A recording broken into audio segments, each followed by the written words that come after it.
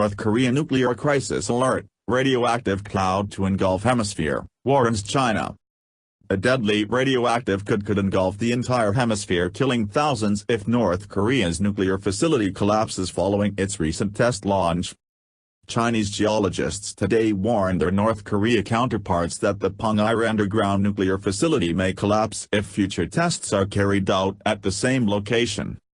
Experts claim future testing might blow the top off the mountain, spreading radioactive waste through the wind and cracks created during the implosion.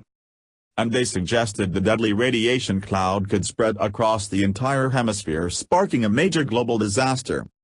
The dangerously high levels of radiation could kill thousands or even millions, perhaps not instantly, but over the following weeks, months and years.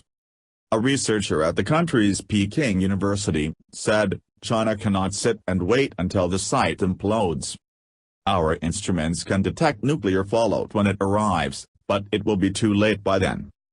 There will be public panic and anger at the government for not taking action." Lan Xiaoqing, a researcher at the Institute of Atmospheric Physics Associate, said, "The fallout can spread to an entire hemisphere." All of North Korea's nuclear tests have been conducted at the Punggye test site, which is built into Mount Mantap. While the exact locations of the nuclear tests themselves remain a mystery, seismologists believe they can pinpoint it to a 100-meter area. While a test site could be operated safely at such a location, unsophisticated engineers are believed to have increased the risk of disaster with crude drilling techniques. Punggye was also the site of North Korea's sixth-ever nuclear test on September 3, which caused a huge earthquake and sparked a series of smaller tremors and landslides ever since. Foreign experts and human rights activists had warned this month of the danger of despot Kim Jong-un's crumbling facilities.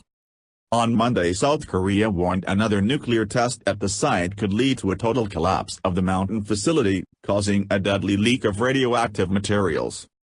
And today it was revealed that around 100 people were killed when an unfinished tunnel collapsed at North Korea's Punggye facility.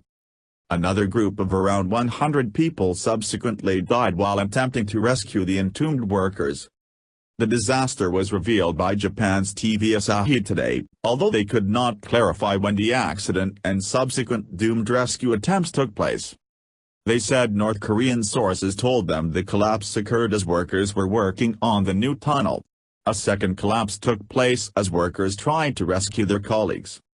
The collapse is seen as evidence the September 3 test destabilized a mountainside facility after North Korea tested a huge 100-kiloton explosive which was around 7 times as powerful as the bomb dropped on Hiroshima during World War II. Paul Richards, a seismologist at Columbia University's Lamont Doherty Earth Observatory, said, "What we are seeing from North Korea looks like some kind of stress in the ground. In that part of the world, there were stresses in the ground, but the explosions have shaken them up." North Korea has not engaged in any missile or nuclear provocations since mid-September. But chilling satellite photos suggest North Korea could be ready to launch another nuclear test with no warning the moment crackpot leader Kim Jong-un decides to push to the button. Grainy images of the Nampo naval shipyard on the Hermit Kingdom's west coast show Kim is continuing to work on his second barge so his navy can carry out underwater test missile launches. The 68-feet barge is identical to another seen at the Sinpo South shipyard on the east coast which has been involved in up to 6 test launches since 2014. According to 38 North, which monitors North Korea, it could suggest the Hermit state is expanding the submarine-launched ballistic missile and development program to the west coast.